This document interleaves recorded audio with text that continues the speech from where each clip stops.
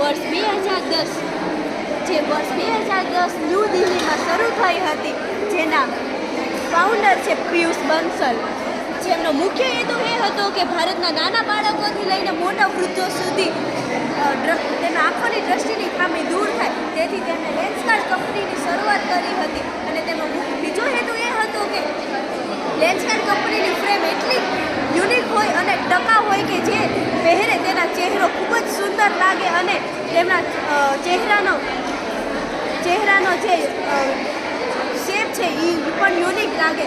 અને લેન્સકાર્ટ કંપનીમાં અત્યારમાં એમ્પ્લોય 5000 કરતાં પણ વધારે છે અને તેની લેન્સકાર્ટ કંપનીના ચશ્માની પ્રાઇસ 1700થી ચાલુ થાય છે. અને મને એવું લાગે છે કે આ લેન્સકાર્ટ કંપની જે બિઝનેસ ઇન્ડસ્ટ્રીમાં ભવિષ્યમાં ખૂબ જ મોટું નામ ધરાવશે. અને લેન્સકાર્ટ કંપનીની અત્યારમાં હિસ્ટ્રી અને તમને શેર હોલ્ડર આ દીધી છે.